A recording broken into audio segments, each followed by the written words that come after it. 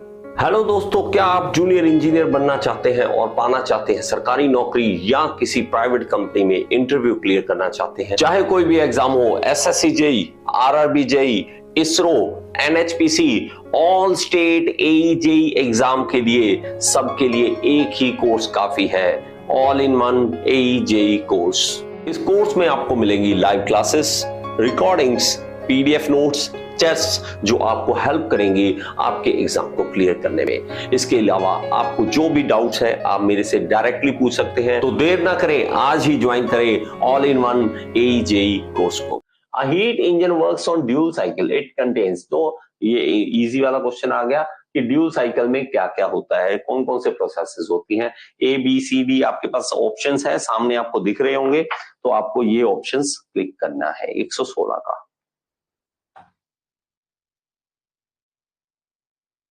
ये बता दीजिए A B C D, 15 second है आपके पास, ले लीजिए बेटा, ठीक है, और इस पे क्लिक कर दीजिए।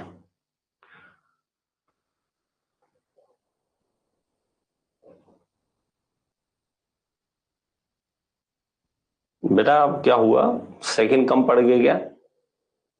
सेकंड कम पड़ गया क्या आपके लिए? ठीक है, so A is the right answer, A is the right answer. अगर आप देखोगे तो हमारे पास क्या है इसमें, अगर आप देखोगे तो हमारे पास कैसा बनता है, इस तरह से हमारे पास ये अलग अलग प्रोसेसेस होती हैं। कांस्टेंट वॉल्यूम, कांस्टेंट वॉल्यूम, ठीक है, एक कांस्टेंट प्रेशर वाली, तो दो कांस्टेंट वॉल्यूम वाली, एक कांस्टेंट प्रेशर वाली, और दो आइसेंट्रोपिक होती है, दो आइसेंट्रोपिक होती है, ये दोनों आइसेंट्रोपिक है। So A is the right answer. Brake thermal efficiency of 15 kilowatt IC engine, brake thermal efficiency दे रखी है 15 किलोवाट आईसी इंजन की, 30% है। If the fuel used has CV, मतलब calorific value 40 mega joule per kilogram, जो fuel use किया गया है 1 किलो का अगर आप जलाओगे तो 40 मेगा जूल एनर्जी देगा। Then fuel consumption rate in kilogram per hour, तो एक मतलब एक घंटे में कितने किलोग्राम फ्यूल जल जाएगा। तो इजी सा क्वेश्चन, जल्दी से आप इसका रिप्लाई करेंगे। और 117 नंबर क्वेश्चन आपका, 30 सेकेंड है आपके पास, अगर आप कर सकते हैं तो बहुत अच्छी बात है।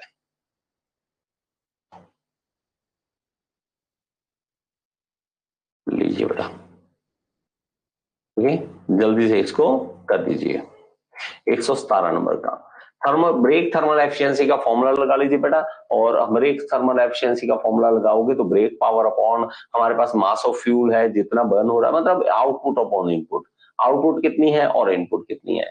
आउटपुट हमारे पास क्या है, ब्रेक पावर, ब्रेक पावर हमारे पास दे रखी है, ठीक है। ब्रेक थर्मल एफिशिएंसी ये दे रखी है 15, हमारे पास 15 किलोवाट है ना, तो 15 किलोवाट दे रखी है, मास ऑफ फ्यूल भी दे रखा है, ठीक है, तो वो हमारे पास मतलब दे रखा है, तो उसके हिसाब से हमें करना है। जल्दी से कर दीजिए। डी, देखते हैं बच्चा D is the right answer और नॉट, लेट्स सी, देखते हैं मेरे बच्चे। चलिए ठीक है, तो हमारे पास क्या आ रहा है, देखिए हमारे पास क्या क्या गिवन है, मास ऑफ फ्यूल नहीं गिवन, कौन कौन सी चीजें गिवन है वो देख लीजिए, अगर उससे आपका क्वेश्चन हो सकता है तो ये देखिए। तो आप ब्रेक थर्मल एफिशिएंसी की बात करेंगे तो ब्रेक थर्मल एफिशिएंसी हमारे पास कैसे निकलेगी कि ब्रेक पावर कितनी है अपॉन हमारे पास क्या है, मास ऑफ फ्यूल, आउटपुट ये है, इनपुट ये है, ठीक है, mass of fuel into calorific value. Mass of fuel हमें पता करना है ना, मास ऑफ फ्यूल हमें पता करना है, ये इधर ले जाइए बेटा, इसको उठाकर आप इधर ले जाइए, उसको इधर ले जाइए, बस मास ऑफ फ्यूल इधर चला जाएगा, एफिशिएंसी इधर आ जाएगी, मास ऑफ फ्यूल और ये एफिशिएंसी इधर आ जाएगी। ब्रेक पावर हमारे पास है 15 किलोवाट, 15 इंटू 10 की पावर 3 है, एफिशिएंसी 0.3 है, 0.3 मतलब 30%, और कैलोरीफिक वैल्यू कितनी है, 40 मेगा जूल है, तो ये मेगा जूल में रखा है। तो मेगा जूल में जब मेगा की वैल्यू 10 की पावर 6 से आप मल्टीप्लाई कर दोगे, तो ये इससे मल्टीप्लाई करने के बाद आपका राइट आंसर जो बनेगा बेटा वो बनेगा 4.5, 4.5 इज द राइट आंसर, 4.5। तो ये किलो, इतने किलोग्राम पर आर ये जलेगा कोयला, तो 4.5 इज द राइट आंसर, ठीक है। चलिए आगे। A Francis turbine has an overall efficiency of 83% if it develops power of 500 kilowatt under a net head of 300 centimetre है, ये गलत दे रखा है ना, 300 सेंटीमीटर है, तो कितना होगा मीटर, 30 मीटर हो गया, 30 मीटर हो गया। The discharge through the turbine in metre cube per second. तो आपके पास ऑप्शन दे देता हूं बेटा, आप उससे कर दीजिए। आपको जो टाइम मिलता है बेटा उसमें करिए, ये नहीं है कि आप आराम से बैठे हैं और कर नहीं रहे हैं, वो गलत बात हो जाती है। लीजिए मेरे बच्चे, 118 इसका राइट आंसर बता दीजिए।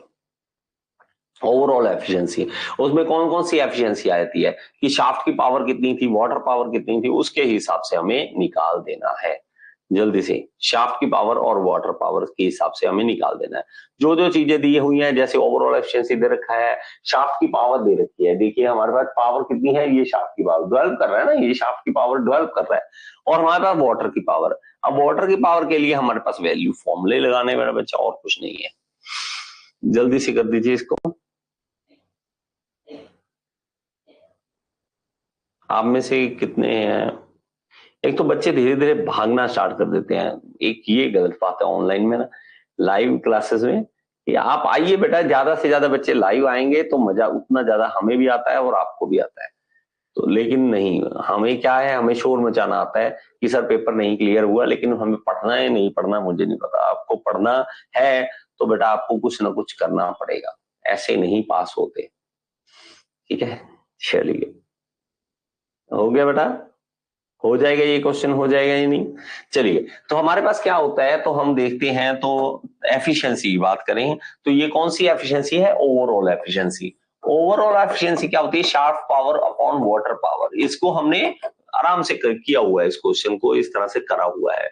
अब अगर शाफ्ट पावर देखोगे तो 500 किलोवाट है, किलो का मतलब 10 की पावर 3।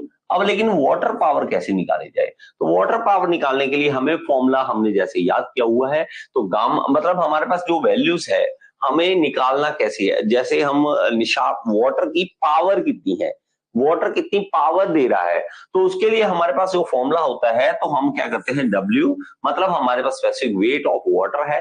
स्पेसिफिक वेट कितना आ रहा है वाटर का, 1000 होता है किलोग्राम, मतलब देखिए ओमेगा मतलब W उसका रोजी, W इसका रोजी, रो कितना है 1000, और ये कितना होता है 9.8, तो ये कितना 9.81, तो ये आएगा 9810।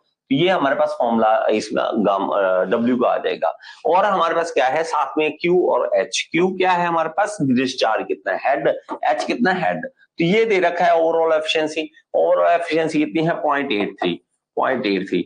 ये कितना है, ये W जो है वो 9810 है, 9810। क्यू निकालना है, और हेड हमारे पास गिवन है, हेड कितना है हमारे पास 30 मीटर है, 30 मीटर। तो बस आप क्यू निकाल दीजिए बेटा, इससे क्यू निकाल दीजिए। जब आप इसको सॉल्व करोगे तो इसका राइट आंसर आएगा 2.05। 2.05 इसका राइट आंसर आ जाएगा। इसको कर लीजिए बेटा। ओके ग्रेट, हो जाएगा।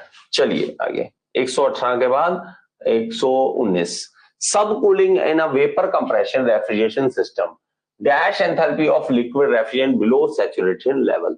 मतलब कहता है सब कूलिंग जब हम करते हैं वेपर कंप्रेशन में, जब आपको याद हो तो जब आप सब कूलिंग करते हैं, तो सब कूलिंग में जब हम डायग्राम बनाते हैं मेरे बच्चे, कुछ इस तरह का डायग्राम होता है, तो हमारे पास डायग्राम होते हैं, जब सब कूलिंग करते हैं तो इससे साइड हो जाते हैं, इससे साइड। तो रेफ्रिजरेशन सिस्टम में dash enthalpy of liquid refrigerant below saturation level, तो हमारे पास क्या आता है, कीप सेम, मे रिड्यूस और एनहांस, एनहांसेस करता है या रिड्यूस करता है, तो रेफ्रिजरेशन क्या ये क्या कर देता है, तो ABCD आपके पास ऑप्शन है 119 का, आप बता दीजिए। डी। ओके, तो इस पे क्लिक कर दीजिए बेटा। ओके, चलिए जल्दी से कर दीजिए बेटा। सब कूलिंग करने से एंथैल्पी जो है डैश एंथैल्पी में रिड्यूस करता है, इंक्रीज करता है, क्या कर देता है, enthalpy of liquid refrigerant below saturation level. तो आप इसको जल्दी से बताएंगे। हाँ जी बेटा, डी, शाबाश, रिड्यूस कर देता है, शाबाश। तो हमारे पास मेरे बच्चा, अगर आप सब कूलिंग, वैसे अगर सब कूलिंग नहीं करोगे तो हमारे पास ये लाइन यहाँ पे आ जाएगी, लेकिन अगर आप सब कूलिंग करोगे तो ये लाइन इधर चली जाएगी, और जब हम एंथैल्पी वाले टर्म्स में देखते हैं तो ये हमारे पास रिड्यूस कर देता है, तो यहाँ पे क्या देगा, रिड्यूस, रिड्यूस एंथैल्पी, रिड्यूस कर देगा, ठीक है, रिड्यूस कर देगा। चलिए आगे। In a free vortex the flow is, तो फ्री वोर्टेक्स में फ्लो कैसा होता है, neither rotational nor irrotational, irrotational होता है, रोटेशनल होता है, और इरोटेशनल या रोटेशनल होता है। तो फ्री वोर्टेक्स की बात कर रहे हैं, फ्री वोर्टेक्स की बात कर रहा है। 120 का ए बी सी डी आपके पास ऑप्शन है, इसको क्लिक कर दीजिए आप, ए बी सी डी दीजिए बच्चे। तो ये 120 का क्या होगा राइट आंसर, फ्री वोर्टेक्स है बेटा, याद रखें कौन सा है, फ्री वोर्टेक्स है, फ्री वोर्टेक्स। इसको जल्दी से क्लिक करें बेटा।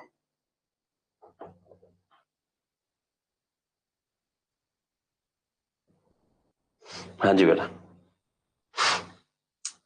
चेंज हो जाते हैं आपके ऑप्शंस, ऑप्शंस चेंज, यार फिक्स करना पड़ेगा, ऐसा कुछ होना चाहिए कि फिक्स होना चाहिए कि भाई साहब नहीं ये तो फिक्स रहेगा, ठीक है, फ्री ये तो फिक्स होना चाहिए तभी मजा आएगा। तो बेटा फ्री वोर्टेक्स जो होता है ना वो हमारे पास क्या होता है, वो इरोटेशनल होता है बेटा, इरोटेशनल होता है। और जो फोर्स्ड वोर्टेक्स होता है, इसको लिख लीजिए, अगर आपने नहीं लिखा हुआ इस चीज को तो लिख लीजिए, फ्री वोर्टेक्स जो है, फ्री वोर्टेक्स वो क्या होता है, वोर्टेक्स ये इरोटेशनल होता है। तो हमारे पास इसको लिख लीजिए इरोटेशनल, ठीक है, घूमेगा नहीं मतलब। और जो फोर्स्ड वोर्टेक्स है वो हमारे पास घूमता है, फोर्स्ड वोर्टेक्स जो होता है वो क्या करेगा, वो रोटेशनल होगा, ओके, चलिए वो रोटेशनल होगा। तो आप इसको याद रखेंगे, ये इरोटेशनल होता है। Dash boiler is an example of once through boiler, एक बार में ही काम खत्म हो जाता है, वंस थ्रू बॉयलर कहते हैं उसे। तो मुझे लगता है ये क्वेश्चन शायद हम पहले भी किया ना,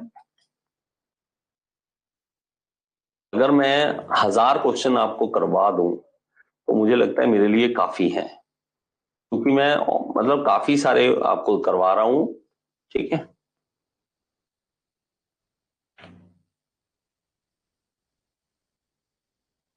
सॉरी ये थोड़ी सी गड़बड़ होगी यहाँ पे,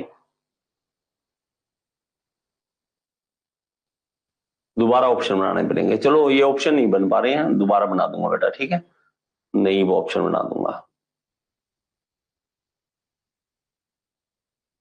चलो ये लो ऑप्शन आ ही गए, ठीक है। तो इसका ABCD क्या होगा, once through boiler is Benson boiler, शाबाश, Benson boiler is the right answer. Benson boiler जो होता है वो वंस थ्रू बॉयलर होता है।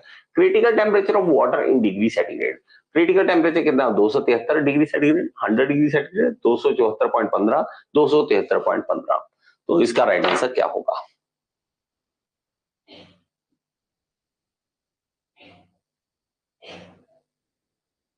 चलिए ये हो गया, ओके। 122 का ABCD बता दीजिए जल्दी से, 15 सेकेंड आपके पास, और क्लिक कर दीजिए इसके ऊपर।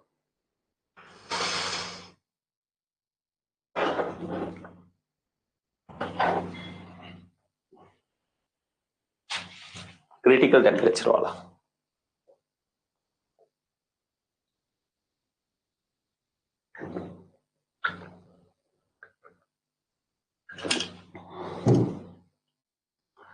हाँ जी बेटा, C is the right answer बेटा, C is the right answer. अगर आप क्रिटिकल टेम्परेचर की बात करते हैं तो हमारे पास क्या होता है, क्रिटिकल टेम्परेचर और प्रेशर दो होते हैं, जिसमें हम देखते हैं कि यहाँ पे जाके ये पॉइंट आया था क्रिटिकल टेम्परेचर और प्रेशर का, और टेम्परेचर 374.15 और क्रिटिकल प्रेशर 221.2 या 221.5 भी लिखा होता है कहीं पे, तो आसपास रहता है बेटा। कई बार आप देखोगे बुक्स अलग अलग है, तो बुक्स के अकॉर्डिंग या कहीं ना कहीं हो जाता है।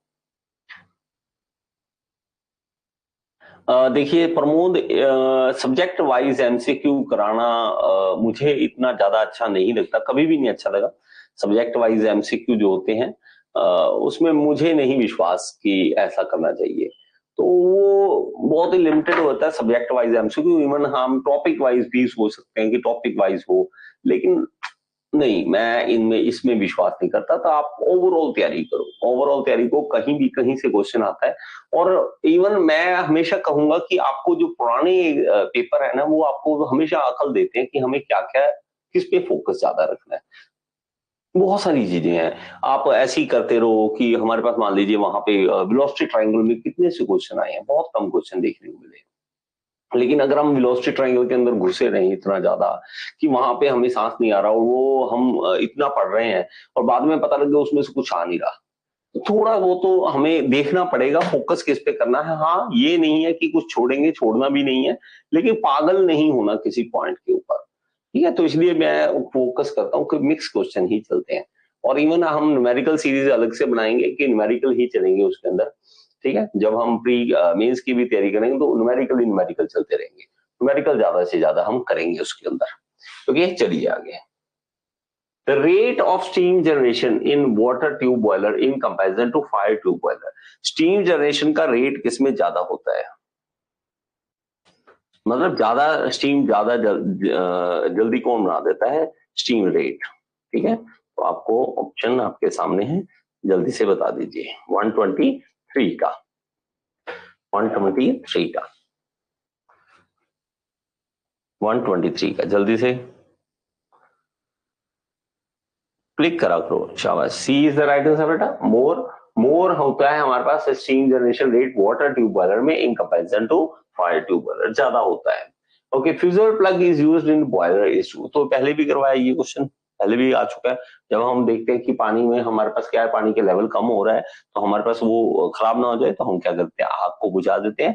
फ्यूजिबल प्लग जो है फ्यूज कर जाता है और आग बुझ जाती है, वहां से पानी जो आता है वो फ्यूज आग को बुझा देता है। ठीक है, चलिए आगे। Refrigerant 22 has a chemical formula. तो देखिए रेफ्रिजरेंट 22, अब इसका लिए आपको ना एक फॉर्मूला करवाया था बेटा, अगर आपको याद हो, मैंने एक फॉर्मूला करवाया था जिसके थ्रू आप इन चीजों को कर सकते हैं। R22 हो गया और दूसरे फॉर्मूले जो है उसको आप एक आइडिया दिया था आपको।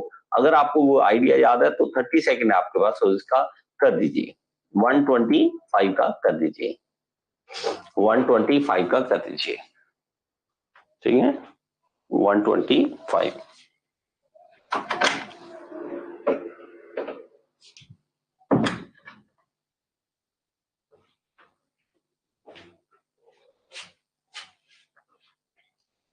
सो इसका राइट आंसर क्या होगा, शाबाश, C is the right answer बेटा, C is the right answer, CHCl2। अगर आपको नहीं याद इस तरह के फॉर्मूलाज कैसे बनने हैं, प्लीज मेरी वीडियोस को रेफर कीजिए और उसमें से करिए। If density of mercury is 13.58 gram per cc per centimetre cube, okay, pressure of 4 kilo pascal is equal to, किसके इक्वल होगा। डेंसिटी मर्करी की दे रखी है, मर्करी ये 13.58 ग्राम पर सेंटीमीटर क्यूब दे रखा है, इसको बस चेंज करना है। प्रेशर है हमारे पास 4 किलो पास्कल है, तो ये किसके इक्वल होगा, कितने mm ऑफ Hg के इक्वल होगा, इसको आपको करना है। और आपके पास 126 नंबर क्वेश्चन, ABCD 126, जिसको आता है वो तो करो बेटा, जिसको नहीं आता वो फिर वेट करो। चलिए बेटा, ऑप्शन आपके सामने है, इस ऑप्शन के ऊपर आप क्लिक करके इसका राइट आंसर बता सकते हैं, जल्दी से बेटा। ठीक है, करिए। देखिए ग्राम सेंटीमीटर क्यूब जो है, सेंटीमीटर क्यूब जो उसको किलोग्राम पर मीटर क्यूब में चेंज करना है। अब इसको कैसे किया जाए, है ना, तो किलोग्राम है वहां, किलोग्राम है वहां, सेंटीमीटर क्यूब है यहाँ मीटर क्यूब है, तो आपको इसको करना है। और इसके अलावा हमारे पास किलो पास्कल है, उसको पास्कल में मतलब किलो का वैल्यू चेंज करना है बस। उसके बाद प्रेशर क्या होता है, रो जी एच होता है, उसमें आपको क्लिक कर देना है, जल्दी से आप बता दीजिए, रो जी एच पे क्लिक कर दीजिए। ठीक है, एच हमें मिल जाएगा फिर। चलिए देखते हैं आपका राइट आंसर है या नहीं। चलिए देखिए मेरे बच्चे, पहली बात तो हमारे पास ये कैसे दे रखा है, इसको समझिए। 13 पॉइंट, ये डेंसिटी जो दे रखी है वो है 13.58 ग्राम पर सेंटीमीटर क्यूब दे रखा है। सीसी मतलब सेंटीमीटर क्यूब, ठीक है, सेंटीमीटर क्यूब, तो मैं इसको सेंटीमीटर क्यूब ही लिख देता हूं ऐसे। अब अगर इसको चेंज करना हो किलोग्राम पर मीटर क्यूब में, क्योंकि हमें तो इसमें करना है मीटर क्यूब में, ठीक है, इसमें चेंज करना है किलोग्राम पर मीटर क्यूब में, तो किलोग्राम पर मीटर में क्यूब में कभी चेंज करने को आपको आ जाए तो पहली बात तो अगर आप इसको एक एक करके करोगे कि ग्राम जो है किलोग्राम में, सेंटीमीटर जो है मीटर में, उसमें चेंज करना चाहते हो तो उस तरह से एक एक करके करो, या सीधा से याद करो कि 10 की पावर 3 से मल्टीप्लाई करना है इसको, तो इसको 10 की पावर 3 से मल्टीप्लाई कर देना है। इस तरह से आपको कर देना है। अगर आप इसको याद नहीं करना चाहते तो आप कर सकते हो बेटा, जैसे मैंने आपको यूनिट कन्वर्जन सिखाया वो वाला करना है। तो प्रेशर आपको दे रखा है कितना, 4 किलो पास्कल। किलो पास्कल को कैसे लिखोगे आप, 10 की पावर 3, 10 की पावर 3 पास्कल, 10 की पावर 3 पास्कल। और ये हमारे पास प्रेशर क्या आ जाएगा, रो जी एच, रो जी एच। एच क्या हो हमारे पास, हाइट, हाइट कितनी है वो निकालनी है। प्रेशर हमारे पास 4 इंटू 10 की पावर 3 है, और रो हमारे पास ऑलरेडी है 13.58 है, और जी हमारे पास क्या होता है, हम 9.8 लेते हैं, 10 ले लेते हैं, तो उससे हम कर लेंगे। तो इसका राइट आंसर जब हम करेंगे इस चीज को तो 30.04 आ जाएगा, 30.04 mm ऑफ एच जी आ जाएगा। ठीक है मेरे बच्चे, तो इसको आप इस तरह से करेंगे, इस तरह से करेंगे। तो फॉर्मूला आपको पता होना चाहिए कि कौन सा लगना है, उसके बाद इजी है। बस जानबूझ के ऐसा लेके ना ये फंसा देते हैं, इस तरह का लिखा होता है तो बच्चे, आधे तो बच्चे वहीं घूम जाते हैं कि ये क्या दे दिया, ग्राम पर सीसी, तो ये तो हमने सुना ही नहीं। सीसी तो उसमें होता है, सिलेंडर वाला बॉल होता है सीसी, इंजन का आ गया, ये इसमें कहां से आ गया। आधे लोगों को सीसी का मतलब नहीं पता और घूम रहे हैं कि इंजीनियर है हम इंजीनियर हैं। चलिए आगे, ठीक है, आगे चलिए next. Water is flowing in a pipe of 200 centimetre diameter under pressure head of 10,000 centimetre. The thickness of the pipe wall is 0.75 centimeter. The tensile stress in the pipe wall in megapascal is. तो ये हमारे पास case आ गया जिसके हम अंदर हम formula लगाते होते हैं। चलिए, तो ए बी सी डी आपके पास ऑप्शन है 127 का।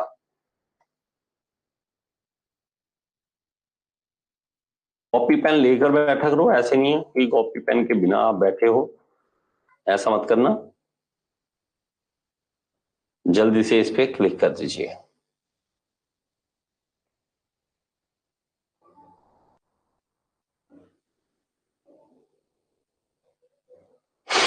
जल्दी जल्दी। 127 का।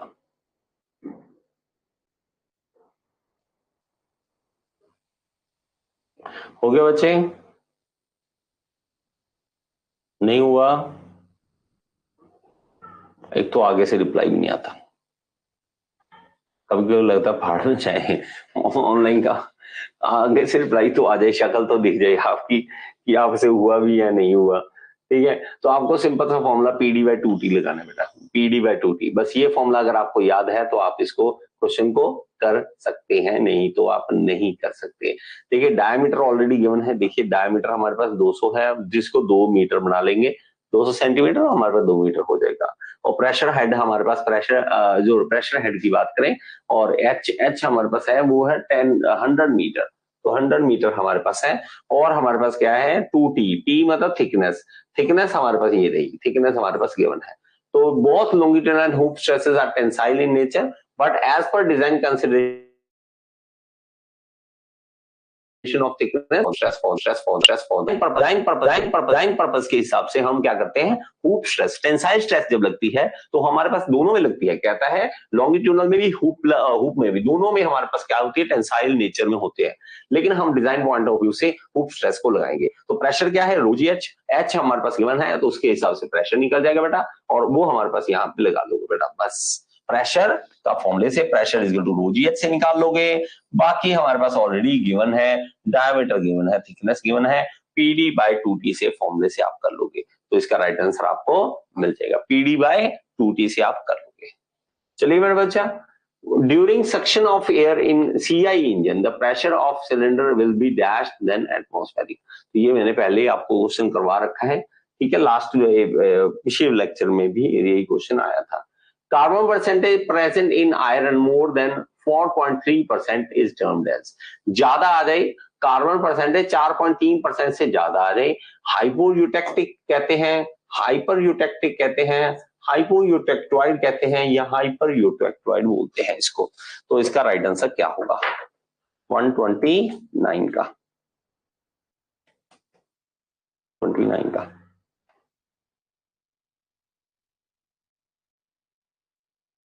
कीजिए मेरे बच्चे, इस पे क्लिक कर दीजिए।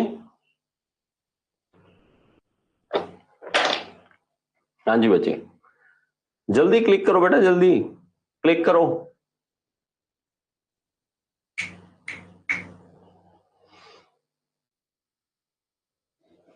हाँ जी, 129 का, जल्दी से करो।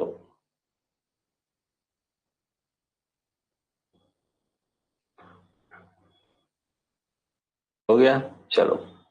तो हमारे पास बेटा इसका राइट आंसर क्या है? Hyper eutectic. Hyper eutectic is the right answer. Hyper eutectic. एक तो देखो, हमेशा वर्ड जो है मोर देन, पहले भी किसी पॉइंट से ऊपर ज्यादा हो, किसी पॉइंट से, तो उसको हाइपर कहते हैं।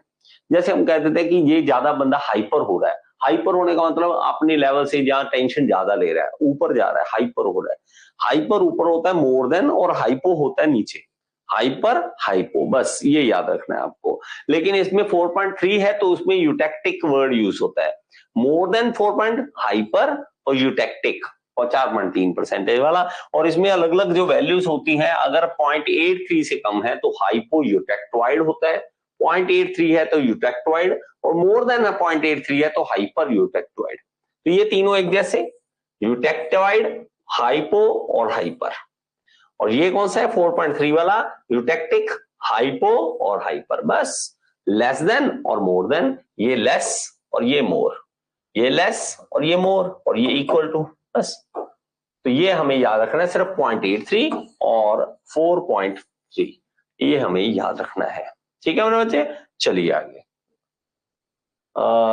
ये मेरे बच्चे, ये क्वेश्चन नहीं, ये वाला क्वेश्चन नहीं है मेरे पास, ये दूसरा है। ठीक है, चलो। ये क्वेश्चन एक्चुअली बहुत ज्यादा लेंथी है, इसको कराने में मुझे फिजिक्स करवानी पड़ेगी। तो फिजिक्स अभी मुझे नहीं लगता कि उसके अंदर जुड़ना चाहिए आपको। फिजिक्स में बहुत सारे वो इक्वेशन आप लिया, अगर आपने +1 +2 की है तो इस क्वेश्चन को कर सकते हो, लेकिन उसमें टाइम बहुत ज्यादा वेस्ट होने वाला है। कि इवन इनके अंदर इक्वेशंस लगाओगे, है ना, वो बी, जो आप देखते हो ना मेरे पास v = u + gt, तो वो वाले फॉर्मूले लगाओगे, उसके बाद काफी चीजें हैं, तो वो फिजिक्स समझानी पड़ेगी, तो उसके लिए रहने दीजिए एक क्वेश्चन को। ठीक है, चलिए मेरा बच्चा। ठीक है, इसी तरह से हम मिलते रहेंगे बेटा, और किसी की कोई बात करनी है, कोई क्वेश्चन पूछना है तो आप पूछ सकते हैं, नहीं तो आप क्लास को लीव कर सकते हैं। और आज शायद नॉन टेक्निकल की क्लास अभी नहीं होगी, अगर जब भी होगी तो मैं आपको बता दूंगा। आज अभी नहीं है, सर का मैसेज अभी आया है, तो यहाँ पे अभी क्लास नहीं हो रही है। अगर आपकी क्लास होगी, अगर शाम तक भी होगी तो आपको मैसेज आ जाएगा। और एक हमारे जो सर हैं, क्या कहते हैं, अंकुश सर की भी शायद एक क्लास कल भी होगी। ठीक है, तो कल भी एक क्लास उनकी है, तो कल उनके पास टाइम है, तो वो भी आपके साथ करेंगे। ठीक है, चलिए आगे चलें।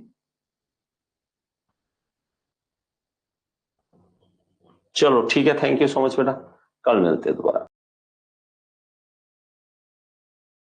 हेलो दोस्तों, क्या आप जूनियर इंजीनियर बनना चाहते हैं और पाना चाहते हैं सरकारी नौकरी, या किसी प्राइवेट कंपनी में इंटरव्यू क्लियर करना चाहते हैं? चाहे कोई भी एग्जाम हो, SSC JEE, RRB JEE, ISRO, NHPC, all state AE JEE exam के लिए, सबके लिए एक ही कोर्स काफी है, all in one AE JEE course. इस कोर्स में आपको मिलेंगी live classes, recordings, PDF notes, test जो आपको हेल्प करेंगे आपके एग्जाम को क्लियर करने में। इसके अलावा आपको जो भी डाउट्स है आप मेरे से डायरेक्टली पूछ सकते हैं। तो देर ना करें, आज ही ज्वाइन करें all in one AE JEE course को।